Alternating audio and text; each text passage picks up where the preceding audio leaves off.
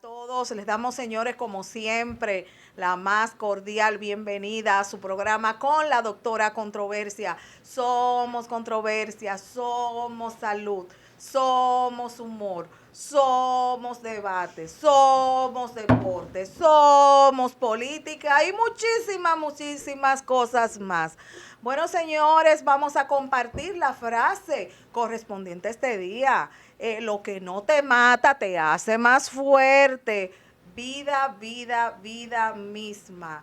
Lo que no te mata te hace más fuerte. Bueno, señores, el día de hoy nos vamos a un mundo muy importante, nos vamos al mundo de la salud y el tema es el siguiente. Hoy nos vamos al mundo de la infertilidad, causas y manejo. Para tratar este tema tan interesante, tenemos el día de hoy a dos colaboradoras muy especiales para nosotros. Me refiero a la doctora Amelia Ledesma Duval. Ella es ginecostetra y también el día de hoy nos acompaña aquí en casita Priscila Miranda Jiménez Solís. Ella es bióloga de la reproducción humana. Y con Priscila, pues vamos a tratar este tema tan interesante relacionado a la infertilidad. ¿Cómo están? Bienvenidas a su casa. Bueno, feliz, Cris, de estar aquí una vez más en tu espacio en un martes donde pues lo dedicamos generalmente al mundo de la salud con nuestra invitada especial, la doctora Priscila Jiménez, excelente ser humano, excelente profesional y muy capacitada, señores, en este tema tan importante y este mundo, pues como tú dices, de lo que es la infertilidad, de todo lo que es la biología, de la reproducción humana y asistida, que pues por ende cabe resaltar que en los últimos años se han incrementado los casos de pacientes con problemas de fertilidad. Bienvenida, doctora, un placer tenerla acá. Gracias y gracias por su introducción, muchísimas gracias. Este martes un poquito caluroso, pero nada, se esperan aguas más tarde, o sea que quizás se refresque la tarde. Muchísimas gracias por la invitación y gracias por todo. Sí. Priscila, queremos conocerte, háblanos de ti, cuéntanos y por qué razón te inclinaste a este mundo tan interesante de la medicina. Gracias. Pues bien, yo estudié medicina en la Universidad Autónoma de Santo Domingo, luego de ahí hice nutrición clínica en INTEC, luego de ahí hice la residencia de ginecología obstetricia en el Hospital Antonio Musa y luego de ahí pues entonces me fui a México a hacer biología de la reproducción humana. Biología de la reproducción humana, que es una rama muy espectacular y bien interesante, y me enamoró desde el primer momento en el que topé un libro de biología de la reproducción. Sí, realmente es una especialidad dentro de la ginecología obstetricia, porque la doctora es ginecóloga también, y que en los últimos años ha tomado pues mucha importancia debido a este gran aumento de tantos pacientes con problemas de fertilidad que a veces son de baja complejidad, a veces son de alta complejidad, pero nos surge la pregunta, ¿a qué se debe? Lo primero, pero antes de decir a qué se debe, pues nos surge también un aclarando para toda la teleaudiencia y es, doctora, ¿qué es la infertilidad? ¿Qué es la fertilidad? ¿A qué se debe toda esta confusión en los últimos años de tantos problemas en este aspecto en nosotras las mujeres, pero también en los hombres? Okay. La infertilidad la vamos a diagnosticar con el tiempo. Para uno saber, yo soy infértil o yo estoy en infertilidad, es con el tiempo. ¿A qué me baso? Que es que deben de tener la pareja relaciones sexuales continuas o frecuentes en un lapso de 1 año. Si en 1 año usted no ha salido embarazada sin utilizar anticonceptivo, claro, ningún método de anticoncepción, pues entonces ahí se dice, pues usted es infértil. ¿Por qué? Porque en 1 año sin salir embarazada, entonces ahí hablamos de infertilidad. Claro está, este parámetro se modifica en pacientes que son mayores de 35 años o en pacientes que han tenido cirugías ováricas, le han topado sus ovarios. Este tiempo se acorta a 6 meses. Entonces, uno le da 6 meses a las pacientes mayores de 35 años que busquen embarazos de forma natural, pues ya si de forma natural en 6 meses no salen embarazadas, entonces ahí hablamos de infertilidad. Ok, doctora, en los casos específicos de aquellas personas que tienen muchos problemas para que le llegue la menstruación, en su ciclo menstrual, ¿esto puede estar relacionado de una forma u otra a asuntos de infertilidad? Sí, muy relacionado. Mira, la infertilidad tiene varias causas. Vamos a empezar por ahí. La vamos a dividir, pues, en 3 factores. Vamos a poner 3 grandes factores. Un 30% que son factores femeninos relacionados con la mujer, ¿verdad? un 30% relacionado con el hombre y un 30% de los dos. Entonces me queda un 10% que es desconocido. Desconocido o idiopático es aquella pareja que se estudia y no se sabe qué es lo que tiene mal, pues se le da ese 10% idiopático, ¿verdad?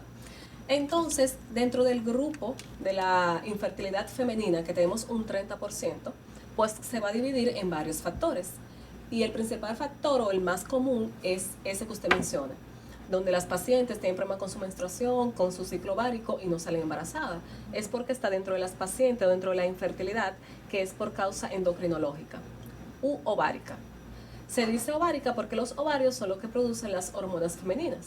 Entonces, cuando hablamos de parte de la causa endocrinológica o ovárica, ahí entran los trastornos de la menstruación. Entonces dirán, pero ¿por qué los trastornos de la menstruación se relacionan con, ¿verdad? con el ciclo o con las hormonas? Pero es que si a nosotros no nos llega la menstruación, quiere decir que no ovulamos el mes anterior. Porque para que nos llegue una menstruación, debemos que ovular 15 días antes. Entonces, aquella paciente que duran 2 y 3 y 4 meses en que le llegue la menstruación, quiere decir que duraron 2 y 3 y 4 meses sin ovular. Entonces, si yo no ovulo, pues no me embarazo. Hay casos específicos en los cuales un doctor le dice a una paciente, usted tiene los ovarios infantiles y por ende esto puede traer como consecuencia imposibilidad de usted poder ser madre. ¿Hasta qué punto es cierto eso? Cuando hablamos de ovarios infantiles, quieren decir ovarios que no se desarrollaron. Uno lo ve sonográficamente a través del tamaño ovárico o también a través de hormonas séricas que se le hacen a la mujer en el ciclo o en el día correspondiente. ¿A qué se debe? Que cuando hablamos de ovarios infantiles son muy pequeños, generalmente cuando son muy pequeños es que la reserva ovárica o la cantidad de óvulos que tiene su ovario entonces es pequeño también.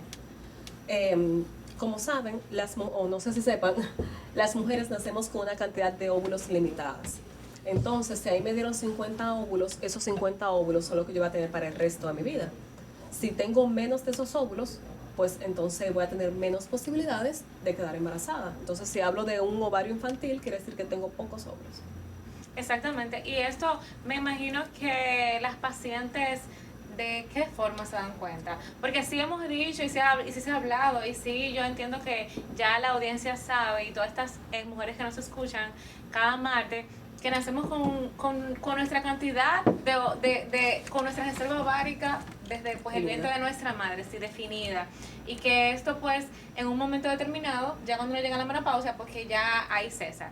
Pero yo, por ejemplo, siendo una mujer común y corriente que no tengo ni idea de nada de esa información, ¿cómo yo me doy cuenta de esto? ¿Qué yo puedo, qué me llama la atención en cuanto, no solamente a mi ciclo, en cuanto a quizá algún síntoma que yo pueda presentar?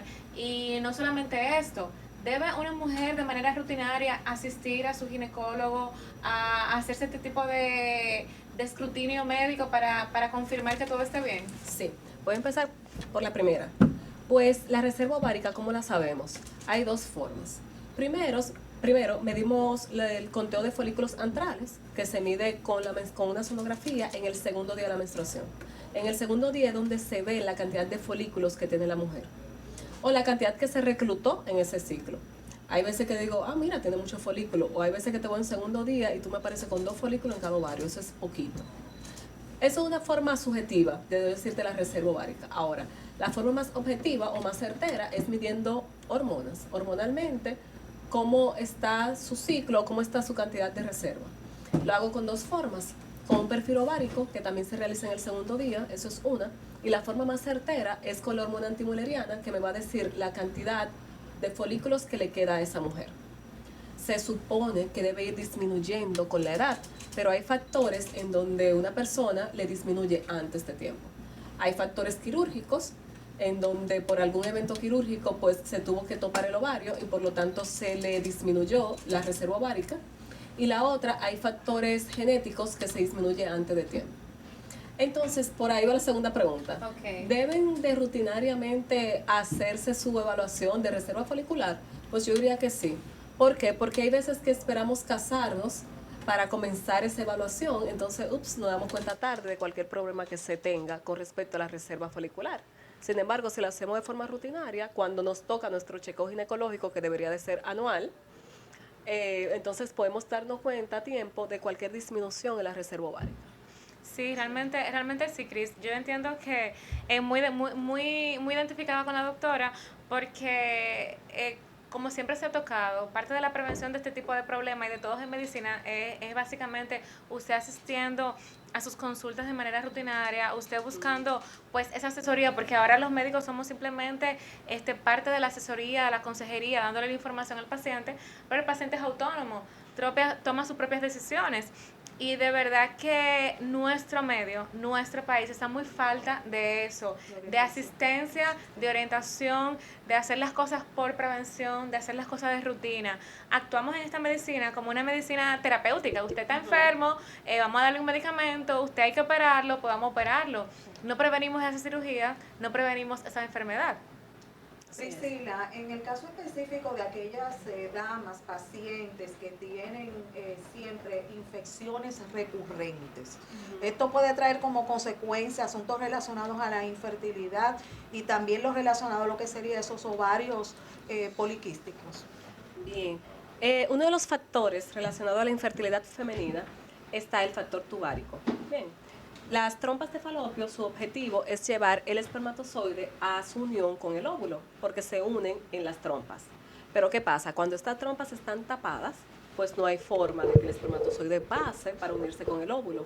Entonces, con respecto a las infecciones vaginales, cuando la mujer tiene muchas infecciones vaginales a repetición, estas infecciones o estas bacterias ascienden en el tracto femenino y se alojan en las trompas. Entonces, ¿cuáles son uno de los inconvenientes de eso? Que las trompas se tapan y vamos a tener una salpingitis producto de esas infecciones vaginales que no fueron tratadas. ¿Qué pasa con esto? Que las trompas están tapadas, pues no hay forma de que el espermatozoide pase. Entonces, por eso le decimos que se deben de tratar siempre las infecciones vaginales para evitar que las trompas se tapen por causa de bacterias. ¿Cuáles son las causas más comunes, Priscila, de estas infecciones vaginales? Las causas más comunes, generalmente, las que están para las trompas de falopio, pues son aquellas que tienen que ver con la Gardnerella a repetición, que dan mucho en las pacientes, los hongos también que dan muchos en las pacientes, y por eso es que generalmente al principio del tratamiento de infertilidad se dan antibióticos que vayan específico para las trompas, para evitar cualquier Gardnerella, cualquier gonococo que se tenga, que nos puedan infectar las trompas. Sí, realmente la clamidia también es es uno de los microorganismos más frecuentes que dan al traste pues con la apropiada anatomía tubárica. ¿Y los ovarios poliquísticos? Ok, los ovarios poliquísticos, el problema de los ovarios poliquísticos es que cuando realmente no debería llamarse poliquístico, debería llamarse polifolicular. O sea, porque tiene muchos folículos. Lo que pasa es que, bueno, ya se pone poliquísticos. Ya se adoptó ese nombre y así se ha quedado. Se adaptó, pero realmente, estaban aplatanados, ¿verdad? Sí, realmente es que la paciente tiene muchos folículos en sus ovarios, que son las bolsitas negras que se ven en los ovarios. Wow. Entonces, cuando se quedan de este tamaño mucho al mismo tiempo, nunca se madura uno solo. Se supone que cuando nos llega la menstruación, el primer día, se recluta uno y se va creciendo o va madurando un solo. Y ese solo es el que va a ovular en el día 14, ¿verdad? Del 12 al 14 hasta el día 16 se puede ovular. Pero cuando están poliquísticos se quedan todos chiquiticos y nunca madura uno solo. Entonces, si se quedan todos chiquitos y no crece uno, pues no se va a ovular, porque se necesita un tamaño apropiado para que se rompa el folículo y salga el óvulo que está dentro. Si no sucede esto, la paciente no ovula. Me llamó la atención esa parte, cuando tienen mucho tiempo. Desde el punto de vista de usted como médico, ¿qué es mucho tiempo? ¿Cómo así? Cuando usted explica la parte de donde está el folículo, el quiste, ¿verdad? El folículo. Okay, el folículo. Usted dice, cuando tienen mucho tiempo. ¿Qué usted quiere decir con eso? O sea, cuando la paciente dura mucho sin ovular. Sí, pues porque, claro, porque de manera normal se va desarrollando uno mensual. Un folículo mensual. Sin embargo, cuando la paciente dura mucho tiempo, este mes no ovulé, o sea, no maduró ninguno, el otro no ovulé, otro no ovulé, se queda así todo el tiempo. Y el eje nunca funciona, su eje endocrinológico, que es el hipotálamo, hipófisis, ovario. Ese se queda en neutro todo el tiempo. Entonces, eso es lo que causa una infertilidad que a lo largo del tiempo va a ser más difícil tratar que si se trata activamente, o se te trata de una vez. Exactamente, porque realmente al final del día estamos hablando de pacientes con periodos anovulatorios, de pacientes que realmente no están ovulando, pero que como la doctora está explicando, para que una paciente ovule se necesita un diámetro adecuado de cada folículo, y si esto no ocurre, se queda pequeñito, se queda en la periferia del ovario y pues no, exactamente, entonces la paciente nunca ovula y es una paciente que va a estar ahí con periodos anovulatorios. Pero doctora, en base a todo esto, porque sí yo me imagino que todas estas patologías, enfermedades, han existido todo el tiempo. Claro, pero la pregunta que le hice en un principio y que creo que es bastante importante y con la que me identifico mucho es, ¿qué ha ocurrido en los últimos años que ha disparado estadísticamente esta cifra de pacientes con trompas obstruidas, síndrome de ovario poliquístico, pacientes con falla ovárica temprana, pacientes con tantas enfermedades en esta área que dan el traste con la fertilidad y que la mayoría, doctora, ni siquiera tienen ningún síntoma y se da cuenta, pues al momento que quiere tener un hijo, pues, ay, mira, sucede esto, no puedo. Pasan dos cosas. Lo primero es que si te das cuenta, antes la media de la mujer quedaba embarazada más joven, ¿verdad? Generalmente ya a los 25 una mujer ya tenía 3 hijos. ¿Qué pasa ahora? La mujer se está preparando más, está postergando la edad para tener hijos. Entonces, como nuestra reserva folicular va acabando a medida que avanzamos en edad, cuando nos decidimos por tener hijos, entonces ya nuestra reserva folicular es poquita. ¿Qué pasa? Antes no se daba cuenta de eso, porque si ya a los 25 tú tenías 3 hijos, cuando se acababa tu reserva folicular, ya la mujer no estaba en eso, en tener hijos. Sin embargo, ahora es que se está empezando. Bien, a partir de los 35 años es que una mujer dice, bueno, ahora como que sí, como que quiero un hijo. Y a partir de los 35 es cuando viene la depresión folicular. O sea, cuando ya los folículos lo tengo en menos cantidad. Y calidad también, en calidad y cantidad. Entonces, eso es un factor, que estamos postergando más la edad para tener hijos. Es uno. Y el segundo, que también muy importante, que afecta tanto a la mujer como al hombre, son los hábitos tóxicos. Actualmente, yo creo que la mujer y el hombre están en la misma competencia, en la misma relación. La misma relación de fumar, por ejemplo. Digo el fumar nada más, porque antes era más frecuente que el hombre tenía que fumar, que andar con un cigarrillo. Sí, pero ahora con la juca y con todo, y el vapor todo, y ya se ha normalizado. Ya se ha normalizado. Inclusive y tú ves una mujer, ya se vende, se comercializa en las discotecas como algo social, como el alcohol, que hay que tomarse un vino como algo social. Ya actualmente hay una juca de una forma social. ¿Qué pasa? Todo eso acaba nuestra reserva folicular. Y también la calidad espermática. Antes no se veía tanto. Sí. Entonces, si se dan cuenta, a medida que aparecen más hábitos tóxicos, aparece más la infertilidad. Y a medida que se posterga más el embarazo, aparece más la infertilidad. Entonces, vemos dos vertientes. O sea, tenemos pacientes que tienen más dificultad para lograr un embarazo, pues, número uno, porque están postergando la fertilidad. Después de la preparación, del estatus social y todo. Y número dos, por el aumento de los hábitos tóxicos a nivel social. Sí, así es. Esos son los dos factores que más alteran la infertilidad o que más han aumentado la tasa de infertilidad. Ok. Priscila, ¿mito o realidad? ¿El uso de las pastillas anticonceptivas puede producir, sí o no, infertilidad? Esa es una buena. No, esa es una buena, porque todo el mundo, dice eso. Todo el mundo dice eso. Una pregunta controversial, señores. Una pregunta controversial. Como una pregunta siempre, aquí pero muy controversial. En nuestro programa Controversias, ¿es cierto, sí o no, que el uso de las pastillas anticonceptivas pueden producir infertilidad? Adelante, Priscila. Tengo otra cuando se acabe esa controversial. Otra controversial, ok. Totalmente falso. No, falso. Ese es un mito. Las pastillas anticonceptivas no disminuyen la fertilidad. Inclusive, uno lo ve como una forma de preservar, como quien dice, la fertilidad. ¿Por qué? Porque cuando yo estoy dando pastillas anticonceptivas, yo estoy dando las hormonas que producen los ovarios, le estoy dando de forma oral. Entonces los ovarios están en reposo. No se ovula mes tras mes. Por eso que son anticonceptivas, porque como no ovulo, no me voy a embarazar, ¿verdad? Entonces, ese ovario no es que se me está acabando o yo estoy matando mi reserva folicular, es que está ahí quietecito y cuando yo deje de tomar pastillas, pues él vuelve a ovular normal. Pero totalmente un mito. Así es, señores. Mire, y es que la cosa es grande. A mí me tocó, hablando ya en estos términos, a mí me tocó un día una pareja en consulta de que realmente la paciente me entendía perfectamente, pero el mito social tan grande de su madre, de su abuela y su propio esposo, entendiendo que ella está bajo anticonceptivo y quizás no está viendo la menstruación de manera regular, esa sangre se está quedando acumulada ahí. Sí. Sí, y que esa paciente no se va a pudrir, le va a provocar algún tema infeccioso y que rotundamente no podía seguir con anticonceptivo porque ellos escucharon que podía matarla a eso. Eso o que déjame dejar de tomar anticonceptivo para limpiarme. Sí. No entiendo, porque anticonceptivos son las mismas hormonas que uno produce. O sea, ¿cómo tú te vas a limpiar de tus hormonas? Sí, es que los mitos sociales son fuertes. Y otra cosa, desde el punto de vista de la fertilidad, que yo sí sé, pero quisiera que la doctora en su área pues también lo explique. Y esto de que de los coitos interruptos, para que no lograr un embarazo. Bueno, mira, ese es un método un método de planificación familiar de forma natural para aquellas pacientes que no quieren pues utilizar ninguna pastilla, ningún método de barrera. También hay personas que por su religión no pueden utilizar algún método anticonceptivo de forma hormonal o de barrera, pues tenemos los métodos naturales. ¿Qué pasa con los métodos naturales? Que son dos, el método del ritmo y el coitus interrupto.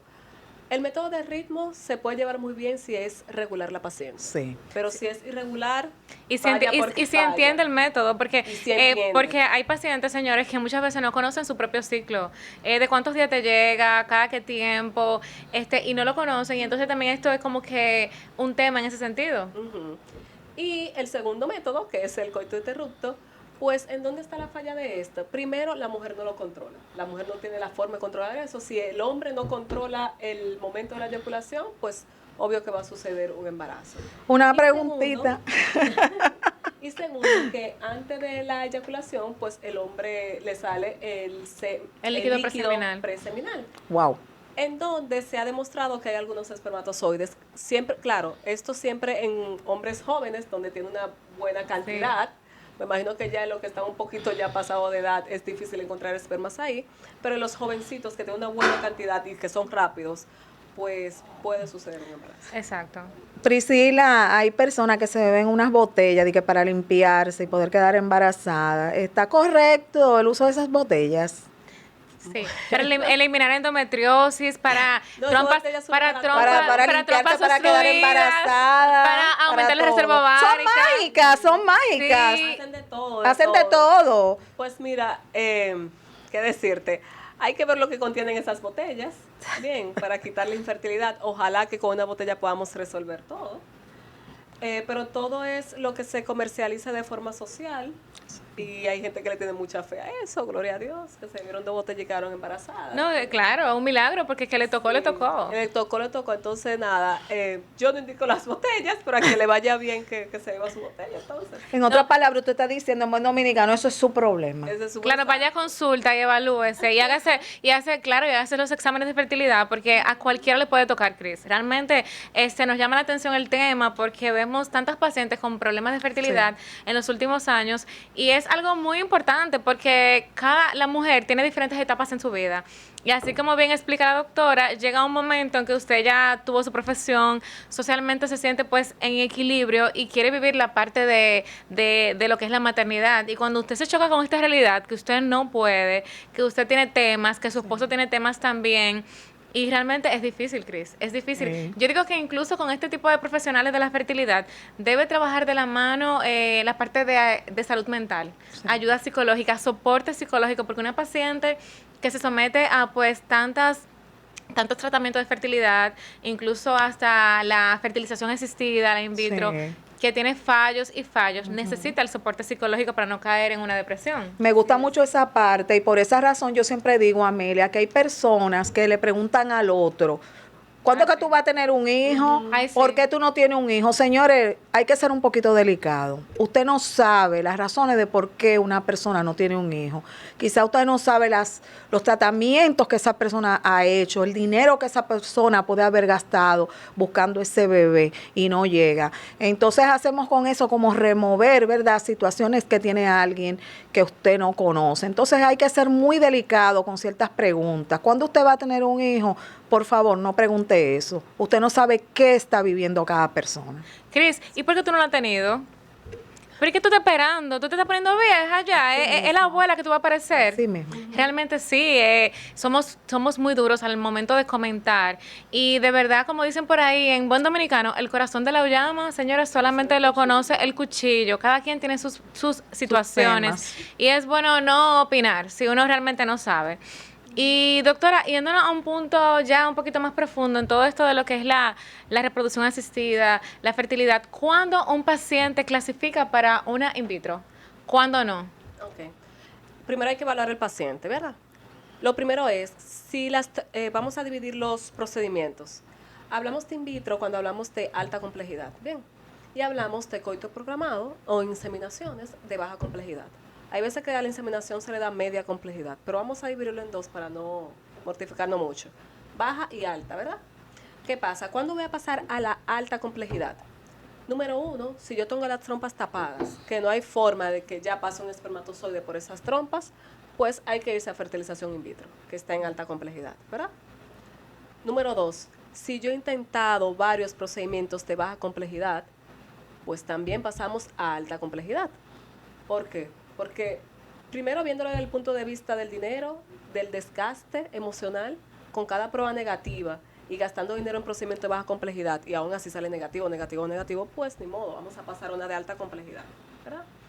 Otra cosa es cuando necesitamos óvulos tonados, o sí, principalmente óvulos tonados, entonces necesitamos una fertilización in vitro, porque no hay forma de yo ponerle un óvulo de una mujer a otra que no sea por fertilización in vitro. Exactamente. Y cuando yo le digo pues a una paciente, ya usted clasifica es para ovodonación, porque ya definitivamente su reserva ovárica no le da para usted tener hijos propios. En ese sentido, ¿cómo usted ya sabe que a una paciente pues le toca simplemente Óvulos tonados. Óvulos donados, sí. Pues, como tú lo dijiste, es cuando ya su reserva folicular pues no tiene, ¿verdad? Cuando ya no hay forma de que esa propia paciente me dé de sus propios óvulos, entonces me voy a óvulos tonados.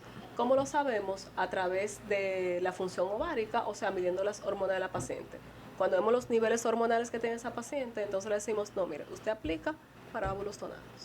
Y desde su punto de vista, ¿cómo la aceptación en este tipo de temas? Porque, Cris, es un tema de que usted quiera tener un hijo propio y le digan, bueno, usted sus óvulos no le dan, usted va a tener que pues acudir a una ovodonación.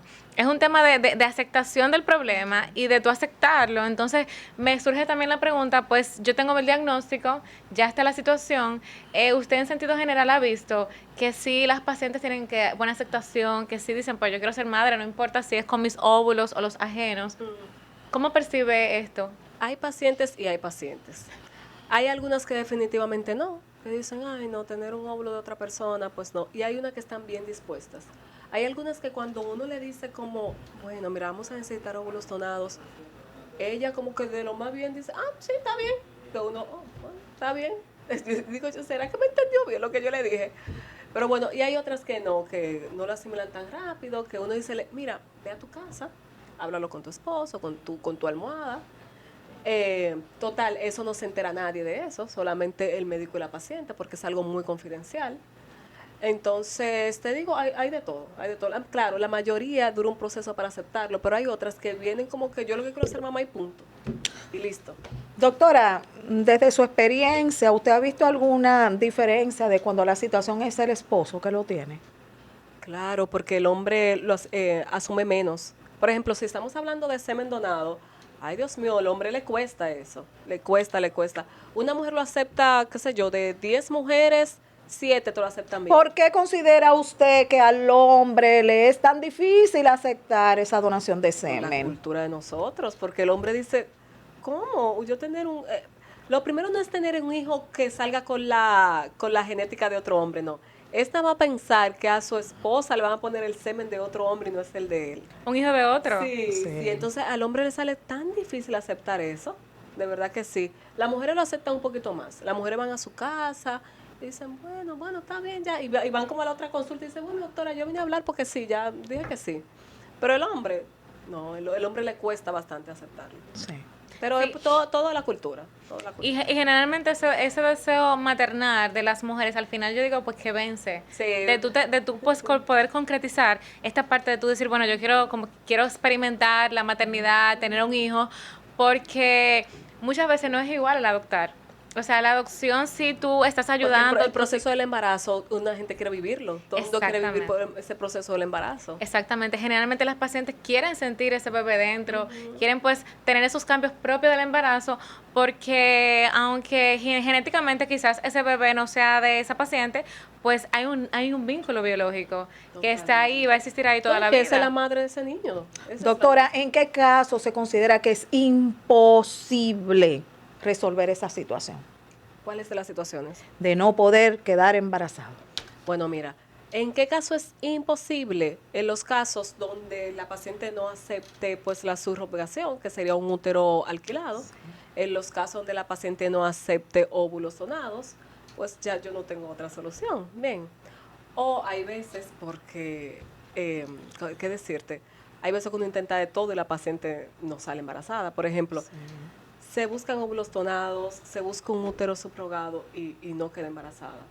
Entonces, ya ahí no hay forma de uno ganar la naturaleza. Bien, pero hay muchas alternativas actualmente. Actualmente, si el problema es el útero, hay útero subrogado. Si el problema son los ovarios, hay hay óvulos donados.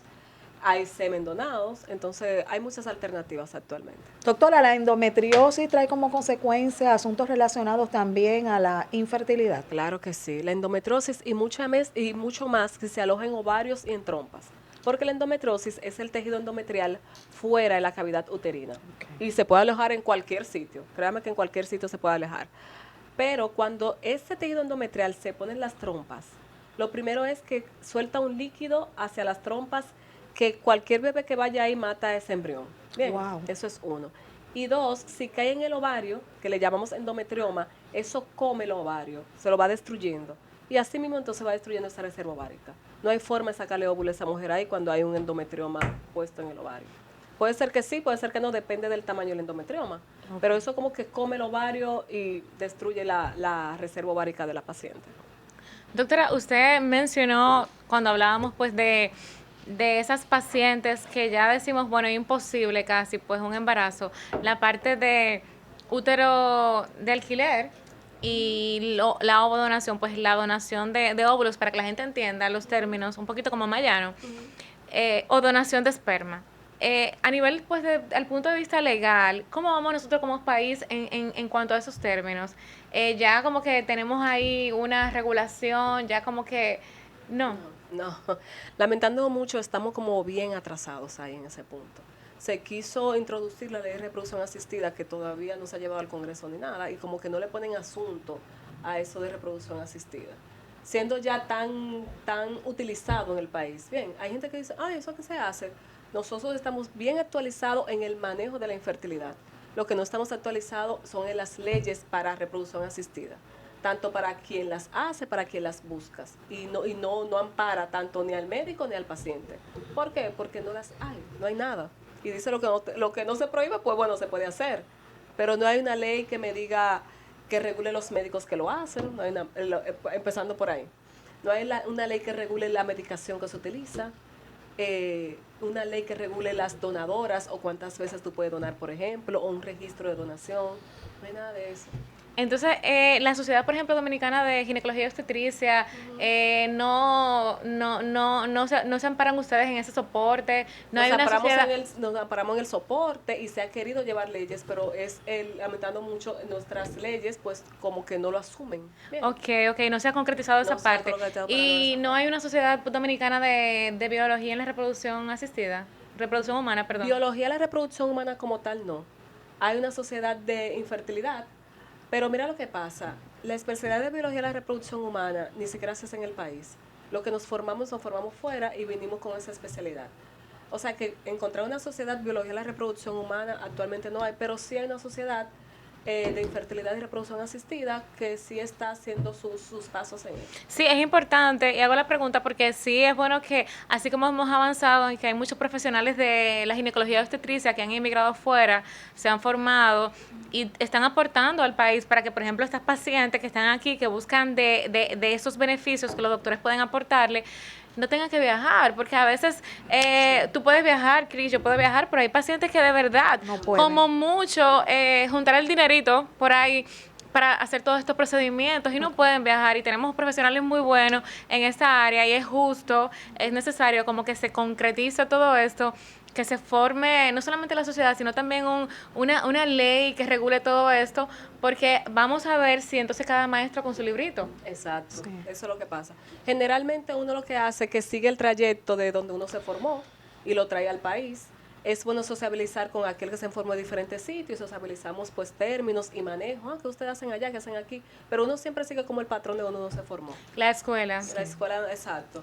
Pero ojalá que sí que se pueda traer leyes que regularice eso. Se va a hacer así, la estimulación ovárica se hace con tal cosa y leyes para... por Claro, ejemplo, no, niños hay drogados que, traen hay que tanto problema. seguir reproduciendo eso porque es importante que se haga. Totalmente. Sí, y también desde el punto de vista de, pues yo colocándome en el lugar de las pacientes, esas pacientes que reciben esperma donado, que reciben óvulos donados, ¿tienen alguna, digo yo, por ahí garantía de saber de que, de dónde, de esa parte? Porque sí es importante, así como están los óvulos y están los espermas, y yo me imagino que obviamente son sí de buena calidad y todo esto, pero yo me refiero a garantía en cuanto a todas el panel de enfermedades, todo como que Sí, este mira, filtro. cuando uno busca, por ejemplo, a las mujeres para que donen los óvulos, pues se le hace el perfil de virales, es lo primero. Buscan que sean pacientes jóvenes, ¿para qué? Para que nos puedan dar una buena reserva ovárica, porque imagínate que busquemos a una mujer para donar óvulos y que nos dé poquitos óvulos, es para nosotros mucho, entonces generalmente tienen que ser pacientes menores de 25 años, 19, 20, para que puedan dar suficientes óvulos. Como te dije, se le hacen análisis generales, se le hacen virales, se le hace pruebas genéticas como son el cariotipo para ver que nada salga, que todo salga bien. Ah, ok. Sí.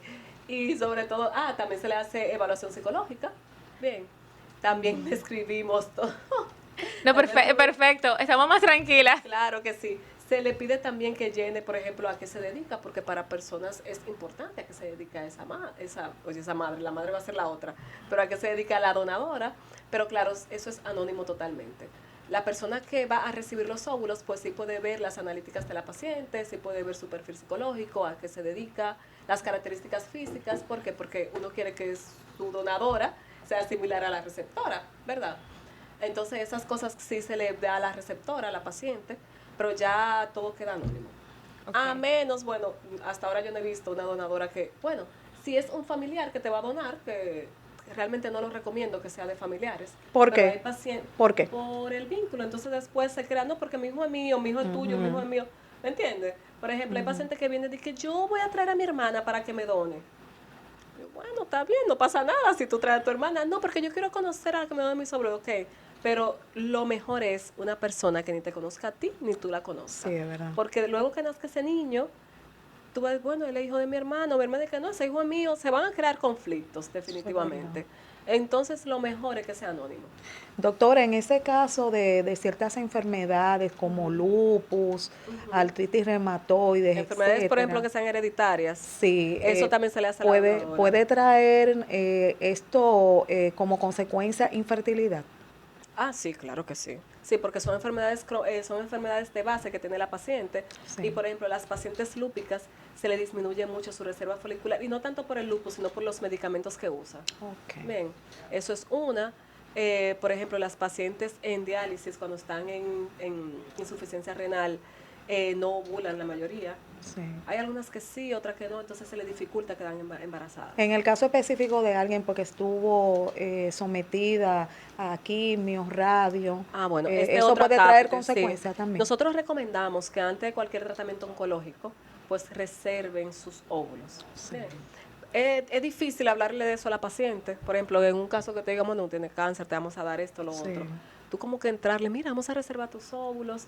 La paciente en el momento no lo está pensando. Sí. Pero si no lo reservan, después pasa todo el proceso del tratamiento oncológico y después dicen, cónchole, ¿por qué no Lo Sí. guardé. no guardé mis óvulos? ¿Por qué? Porque Sí. todos esos tratamientos oncológicos pues le disminuyen su reserva ovárica, lamentándolo mucho, Yo creo tanto que- al hombre como a la mujer. Ay, Yo creo que en ese sentido, Cris, esa bola nos toca a nosotros como médicos, como ginecólogos, de cuando usted tiene O una al- paciente... o al oncólogo, O al oncólogo, hablarle cuando, o al, de eso, al sí. oncólogo cuando le toque, Sí. de cuando usted tiene una paciente con cierta condición que necesita quimio, necesita o necesita hacerle una resección del ovario, hablarle en ese momento, abordarla del tratamiento oncológico, pero también, señores, de orientar a ese paciente. Claro. Y mandar a una consulta con un ginecólogo con una especialidad en reproducción humana y decirle a ese paciente para que el doctor en esa área la oriente y si tiene la posibilidad de reservar, de congelar sus óvulos, lo haga. Sí, eso es Claro. muy importante. Sí. Entonces, fuera de lo que son estas pacientes oncológicas, doctora Priscila, algunas otras pacientes que de verdad en un momento de la vida usted diga, pues aplica para considerar congelación de óvulos. Sí, mira, primero paciente oncológico, digo, que vayan a recibir tratamiento oncológico, eso es una. Pacientes que no quieran tener sus hijos actualmente, que lo quieren, yo quiero, qué sé yo, 5 años, entonces mejor reserva tus óvulos, porque en 5 años no vamos a ver si ya tú vas a tener reserva ovárica. Y también, como mencionaste, pacientes que puedan tener alguna lesión en el ovario, que se le vayan a hacer recesiones quirúrgicas, que uno entienda que son muy importantes, pues entonces reservamos óvulos antes y luego hacemos recesión quirúrgica, siempre y cuando se pueda, dependiendo de dónde esté la lesión del ovario. Y sabemos bien que a medida que aumenta la edad, pues aumentan los riesgos de enfermedades pues genéticas y síndrome de Down y todas estas cosas. De manera general, pues yo congelo mis óvulos a los 34 años y me hago mi transferencia de embriones ya después que se hizo pues todo el tema en el laboratorio, con el esperma, con el óvulo, a los 40 años. Esto no aumenta el riesgo porque me imagino que corre desde el punto de vista del momento que se congelaron los óvulos. Exactamente. ¿O sí? Exactamente. Mira, cuando se sacan los óvulos que se guardan, por decirlo así, se congelan a una temperatura muy alta, temperatura que detiene la división celular, la detiene en la edad que se sacó. Bien. Entonces, por ejemplo, que yo lo haya sacado mis óvulos a los 30 y me lo transfiera a los 43, yo me estoy transfiriendo óvulos de 30, no óvulos de 43 años. Inclusive, por eso es que la donadora se pidan que sean muy, muy jóvenes, porque también evitamos malformaciones cromosómicas, o no evitamos, tratamos de evitar porque son menos en las pacientes jóvenes. Entonces me voy al punto. Cuando yo saco mis óvulos a los 30 años y los congelo, me lo transfiero a los 43, yo me estoy transfiriendo óvulos de 30 años, no de 43. La que tiene 43 años soy yo, pero esos óvulos tenían 30 años cuando se sacaron y así se congelaron. Entonces, eso es un factor muy importante.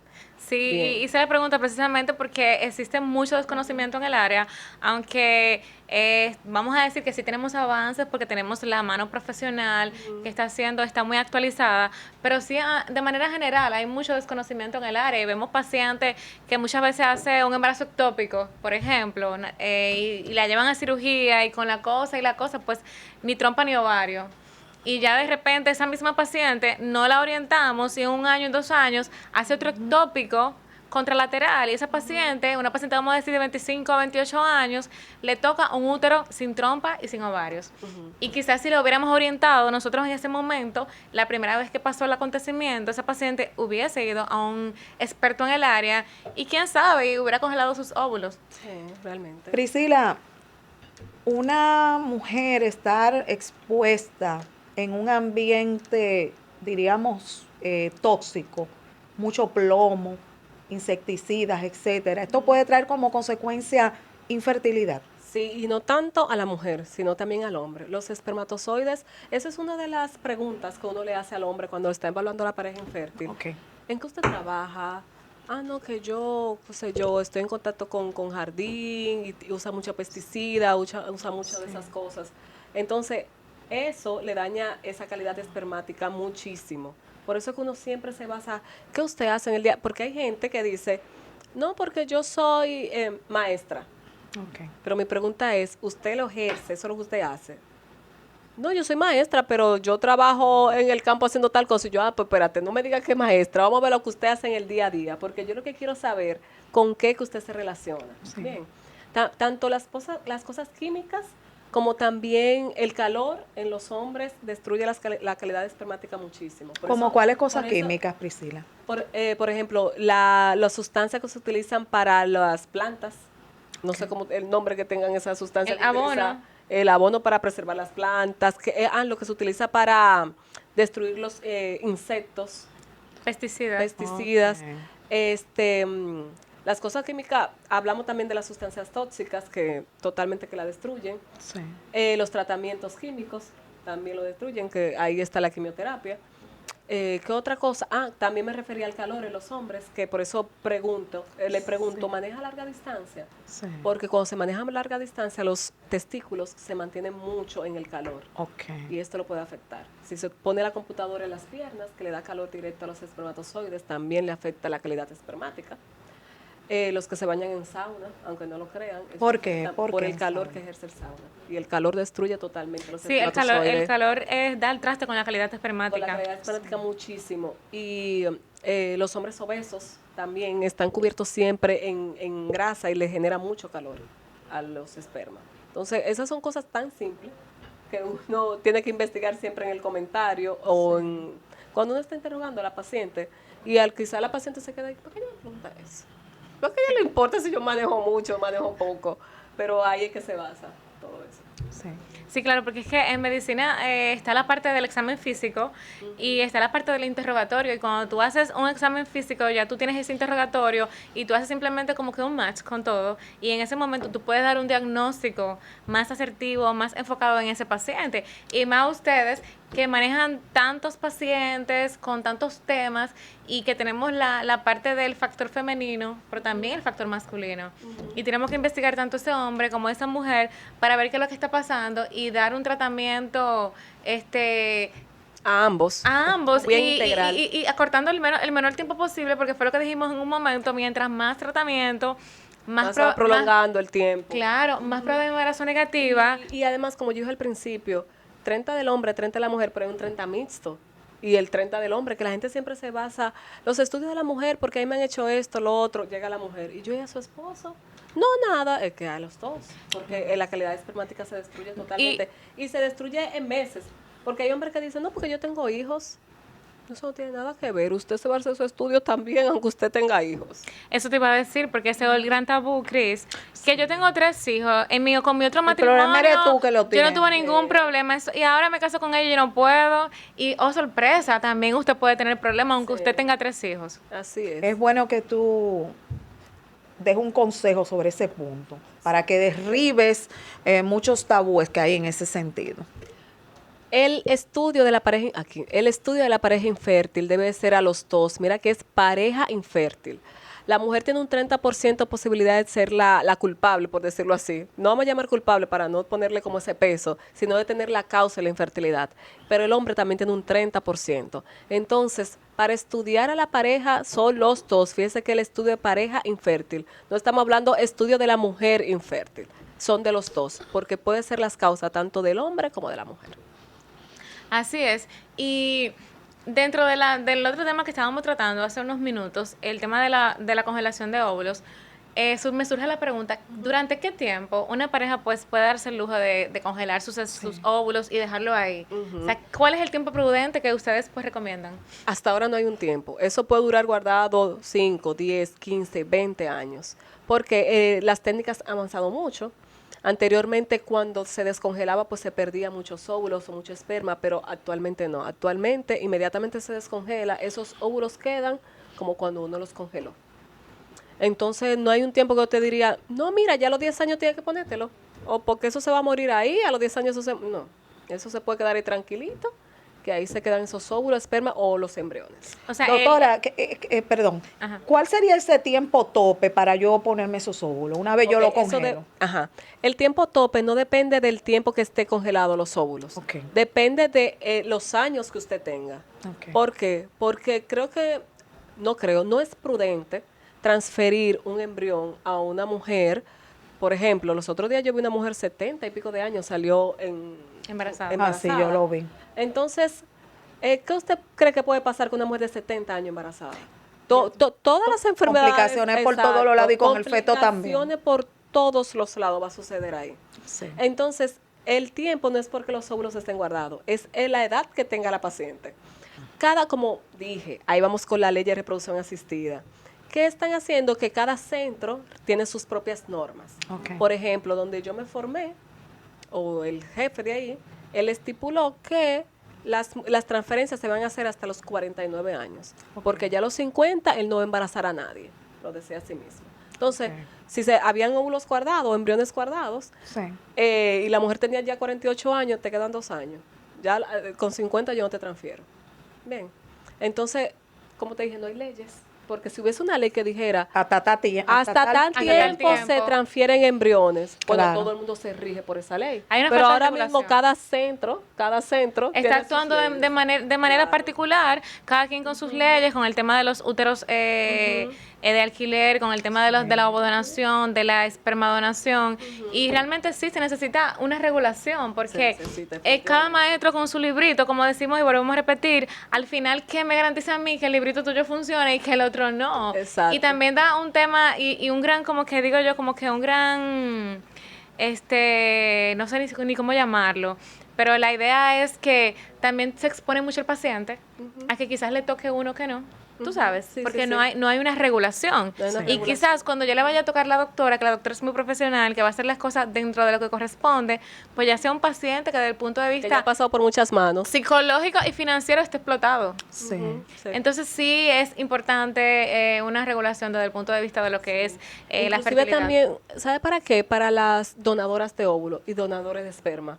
Si hubiera, vamos a ponerlo así, como un registro, algo, porque debe haber un límite de donación. Bien. Claro. Y mucho más por la consanguinidad. Imagínate que haya 5 centros de fertilidad en una zona y que una mujer done los 5 centros. Los 5 centros y Entonces, que salgan tantos que dentro de tantos años aquí esa en- mujer tenga 100 hijos. Entonces, ¿quién controla Es eso? fuerte. O sea, nadie lo controla. Claro, Pero- pero es de también- película, pero es real. Es real. Porque al no haber una regulación, no se sabe quién está donando y quién no. Entonces, cuando vienen a ver, como dice la doctora, tantos centros, Yo me esa puedo ir a misma cualquiera, persona a todos va, los centros. dona, en en X cantidad de años, esas parejas que han asistido, que le han donado pues esos óvulos, va a darse el punto que esa persona que donó en todos los centros va a ser mamá y papá de todos los muchachos.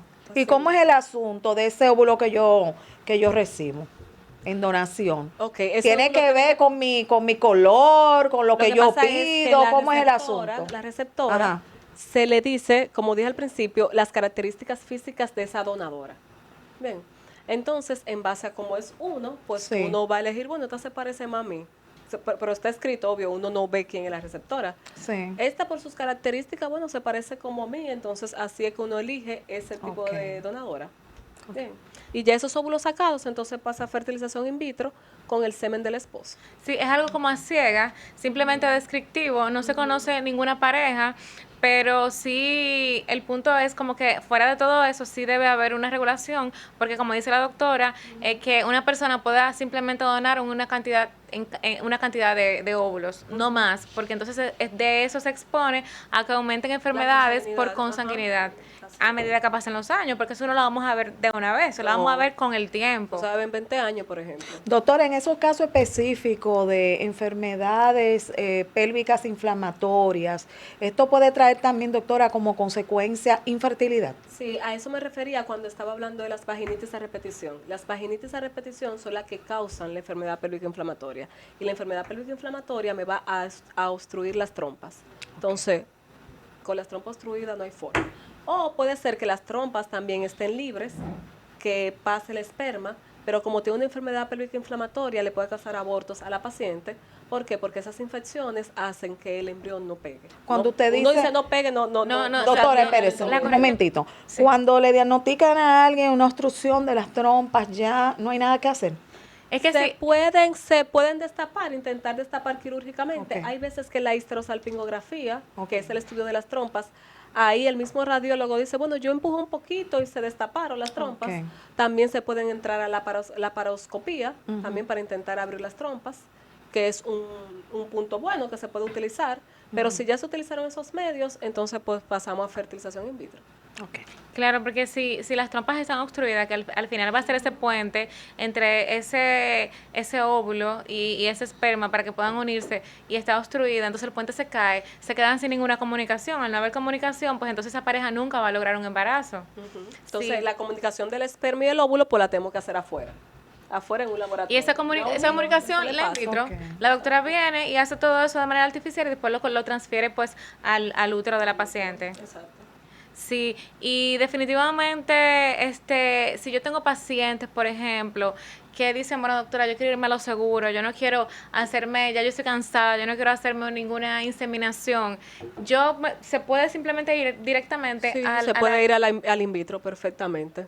Y hay pacientes que llegan así, mire, doctora, ya, yo estoy cansada, dígame el tratamiento más con más tasa de éxito, vamos a ponerlo así, Sí. porque ningún tratamiento es 100% seguro.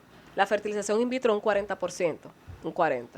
Si es con PGT, con el diagnóstico genético preimplantatorios, aumenta un 50-55%. Y por cada intento también va aumentando el porcentaje de éxito.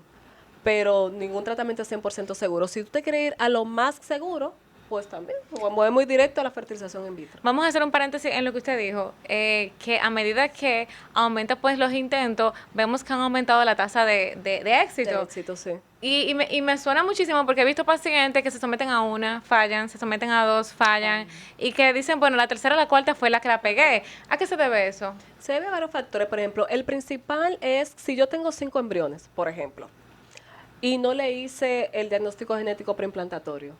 O sea, yo no sé si esos embriones están bien. Naturalmente, el embrión que viene mal no pega. Bueno, la mayoría. Hay algunos que sí pegan porque vemos la malformación cromosómica viva, ¿verdad? Pero la mayoría, pues, no pegan o se abortan. Entonces, de los 5 embriones que yo tengo, me transferí uno, yo no sé cómo estaba. Entonces, voy a como al azar. Me transferí 2, me transferí 3, y quizá el tercero era que estaba bien, y ese fue el que pegó. Pero no sabemos si los 2 anteriores genéticamente estaban bien. Que naturalmente pasa, lo que pasa es que como naturalmente no nos estamos transfiriendo, no nos damos cuenta, ¿verdad? Exacto, exacto. Eso es un factor. El segundo factor, que también cuando hacemos una transferencia embrionaria, pues tratamos de cambiar la forma de preparación. Si ahora te preparamos con tal medicamento, pues vamos a cambiar la forma de tal medicamento, porque si ya nos fuimos por una vía y hay 5 vías de hacerla, pues vamos a ir cambiando las vías a ver con cuál te va mejor. Y hay pacientes que cambiando la vía de preparación endometrial, pues también pegan. Otra cosa es el factor psicológico. Hay pacientes que en el momento de transferencia de un embrión como que no están bien psicológicamente y aunque la gente no lo crea, eso aporta mucho al tratamiento de fertilidad. Y te dicen, no, pero mira, en esta preparación como que yo voy mejor, como que, y en esa pega. Entonces hay muchos factores que me va aumentando mi tasa de éxito. Sí, Doctor, una pregunta controversial. ¿Por qué hay mujeres que quedan embarazadas tan fácilmente? No pueden ni verlo, el pene. ¡Pah! Ahí mismo. Y de una vez embarazada. ¿Qué es eso, doctora? Eso es por la reserva folicular que tiene la paciente, porque eso generalmente pasa en pacientes jóvenes. Las adolescentes no pueden ver el semen que quedan embarazadas. Entonces, eso pasa es por la reserva folicular de la paciente. Y además, que mientras más joven uno está, por ejemplo, menos vaginitismo tenido, porque no es verdad que una de 35 va a tener la misma vida sexual, por ejemplo, que una que acaba de iniciar de 15, ¿verdad? Entonces, influye tanto las vaginitis que ha tenido esa paciente o las infecciones en generales, ¿verdad? Influye muchísimo la reserva folicular, que es otra, y otra la calidad espermática. También sucede en los hombres, que los hombres jóvenes Sí. embarazan de una vez. No, pero he oído que los viralatas preñan de una vez. de una Doctor, vez. explíqueme eso. Eso- Eso si usted está como supiera- mal, doctora. si Di usted que supiera que eso- los viralatas preñan Eso enseguida. es Eso la es verdad, parte, doctora. esa es la parte Mire, eso- psicológica, la esa- parte psicológica que no están No, buscando, lo la están ciencia relax. no ha podido dar con esa respuesta. ¿Por qué será? Es controversial. Totalmente. ¿Por qué será que, como dicen, un hombre que no tiene ni uno embaraza de una vez? Sí, ¿qué es eso? Yo digo que la No, parte la ciencia no ha psicológica. podido ahí. Pero es cierto, sí o no. ¿Qué usted opina, doctora? Porque usted tiene que tener su opinión. Mira, estadísticamente vemos que Los viralatas preñan mucho, Al sí o no. instante, Cuando al no hay ni instante. uno, preñan. al instante. ¿Y por qué, doctora? No he podido dar con esa respuesta. Dije, idiopático. Idiopático. Dije, sin causa todavía demostrable. Sí, Ay. no he podido dar con Pero esa es respuesta. real, sí o no, doctora. Sí, es real. Cuando no tiene tienen ni uno, preñan más. No entendemos por eso, pero mire, vamos a tener que estudiar eso. ¿Por qué será? Sí, no, mira, Es un tema de discusión, ¿verdad que sí? realmente sí, creo que es desde el punto de vista psicológico, porque no lo están buscando, no le importa, digo yo, y esas cosas a nivel psicológico pues trabajan. Nueva teoría de la doctora La relajación y la cosa, Amelia porque- Ledesma claro, porque Duval. sucede que mientras De nuevo, más- repite. vamos a tener que hacer Vamos un a estudio. comenzar. Vamos a hacer un estudio psicológico. momentito. Tum, tum, tum, tum. Nueva teoría de la doctora Amelia Ledesma Duval sobre por qué los viralatas, los que no tienen ni uno, preñan de una vez. Adelante. Bueno, decimos, señores, que cuando vienen a ver haciendo aquí como que un poquito de ciencia empírica, es porque son gente que están tranquila, relax en su casa, no le importa nada. Dicen por ahí que el sinvergüenza vive más tiempo. ¿Cómo? Es lo que dicen. Entonces, realmente el que esté empecinado, que esté empeñado, buscando y no nada, entonces libera más estrés. El cortisol no ayuda, señores. Cuando ese cortisol se dispara, es difícil lograr un embarazo. Claro, entonces son cosas como que vamos a ir relacionándolas. Mientras tanto, la dejamos como ahí en una esquinita. En causa de investigación. Claro. Doctora, y usted hablaba de ciertos estudios que se hacen ya en este tipo de pacientes, cuando decimos que tienen una fallida, 2 fallidas, y que quizás a la tercera o a la cuarta que la pegan. ¿Son estudios que se hacen de rutina siempre en todas las fertilizaciones in vitro o está, a merced de pues el doctor que me esté tratando en ese momento? Mira, deberían de hacerse todas las pruebas de rutina a todas las pacientes, pero claro, hay que individualizar cada caso. Por ejemplo, si uno le ve a la paciente que en la imagen sonográfica pues hay un pólipo endometrial, pues ya uno se dirige a una esteroscopía con esa paciente, vamos a retirar ese pólipo. Hay veces que, por ejemplo, la esteroscopía se hace de rutina a toda la paciente y es válido, está bien hacerla de rutina, no, porque antes de transferir yo hago esteroscopía a todo el mundo, está bien, perfecto, la que se la puede hacer. Pero uno va orientando, yo encuentro esto, pues vamos a hacerle esto a esta paciente. Hay pacientes que tienen miomas, que uno dice, bueno, vamos a retirarte este mioma y luego vamos a hacer la fertilización in vitro. Entonces, eso es lo que te digo, a medida que van fallando cada intento de la paciente, pues uno va buscando más minuciosamente qué se puede arreglar, qué se puede retirar. ¿Para qué? Para que el próximo intento vayamos con más énfasis y más probabilidad de tener un éxito en esa transferencia. Y en el sentido específico, por ejemplo, de estos embriones, que ya pues yo hice esta fertilización en un laboratorio de ese esperma, de ese óvulo, y yo tengo mi embrión. Entonces ya en ese sentido, ¿también se le hacen estas pruebas especiales o simplemente ya...? ¿Al embrión? Sí. Sí, con el embrión podemos hacer el diagnóstico genético preimplantario, por ejemplo.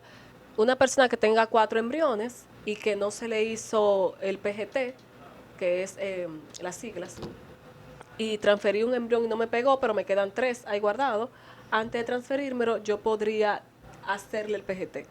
Lo mejor es antes de congelarlo, porque para no estar descongelando y congelando el embrión.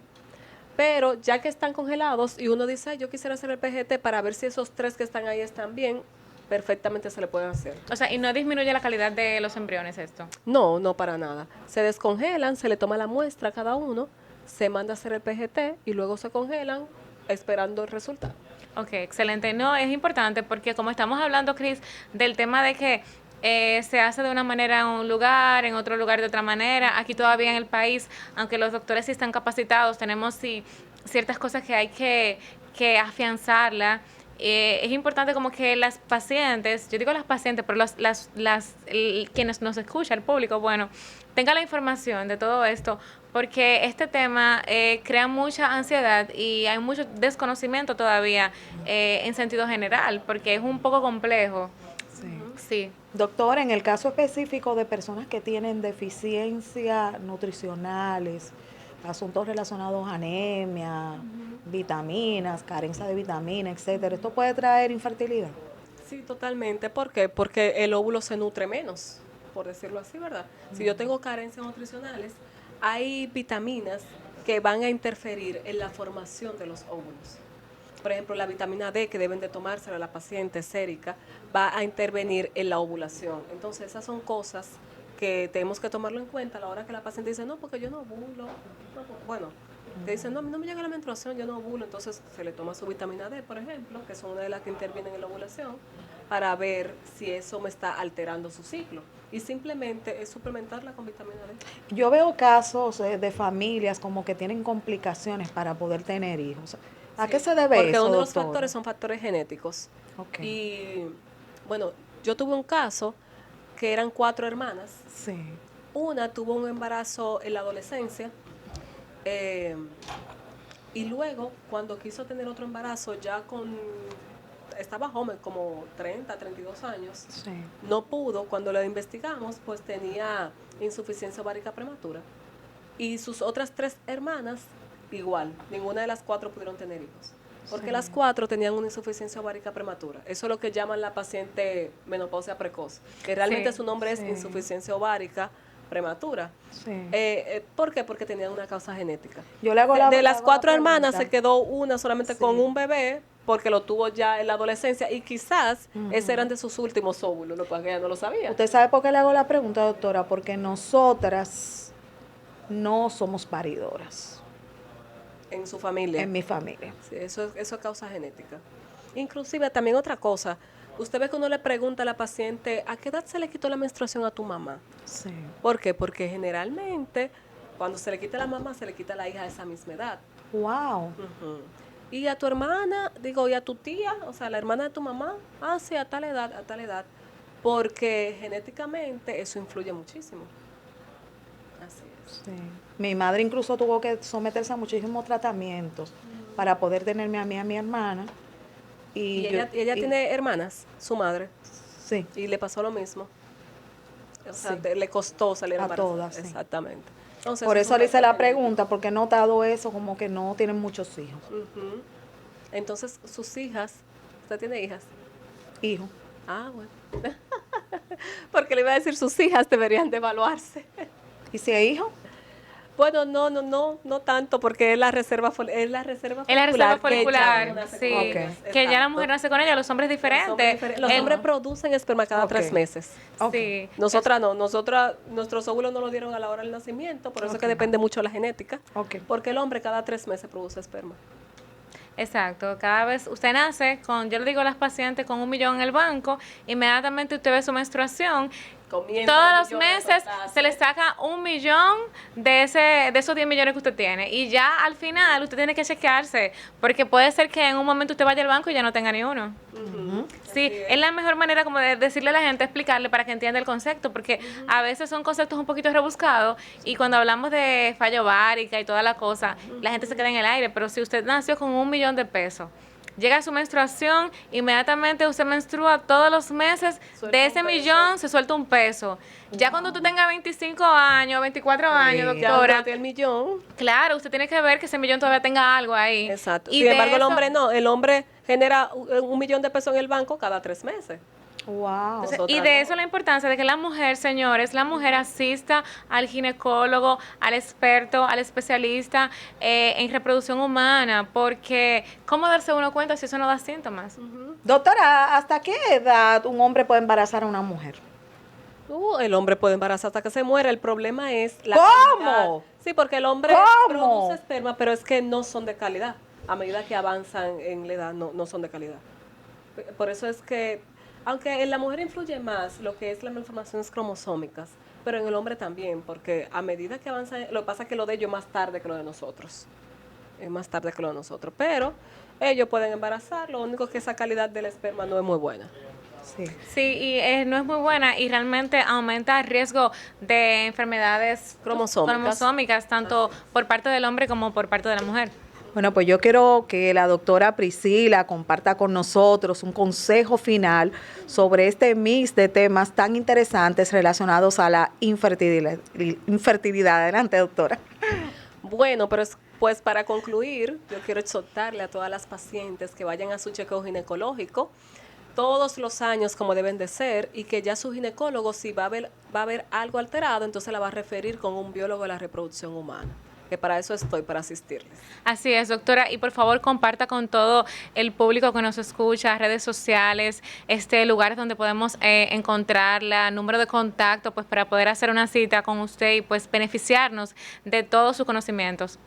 Yo estoy en Medical Institute of Fertility, eso queda en la calle Fantino Falcon, número 1, esquina Ortega y Gasset, en el ensanche Naco. Ahí me podrán encontrar todas las tardes, estoy por allá para servirles. Amelia también comparte con nosotros redes sociales y números de contacto. Bueno, ustedes saben, todas mujeres por ahí que nos escuchan, que me pueden seguir tanto en Instagram como Facebook, como doctora Ledesma Duvar. Estamos para servirle en todas las orientaciones de lo que es la cirugía de piso pélvico y estética. En los teléfonos 809-775-1784, pues pueden hacer sus citas por ahí. Las esperamos con mucho amor, Cris, y muchas orientaciones de salud. Doctora, me encantó, Cris, ¿te gustó el tema? Excelente, De verdad excelente. fue rápido el Sí, tiempo. se fue rápido el tiempo porque es un tema interesante y la doctora excelente. Sí, muchísimas gracias de verdad por compartir con Para nosotros tus servirles. conocimientos. Y gracias, hermana, por darnos la oportunidad de estar aquí una vez más. Ustedes saben que esta es su casa. Para mí un honor, un placer. Bueno, señores, hemos llegado al final de esta entrega maravillosa correspondiente esta tarde. Será hasta mañana, si papito Dios lo permite. Soy Crismelis Brito Padilla, su doctora Controversia. Nos vemos mañana, mis amores. Bye.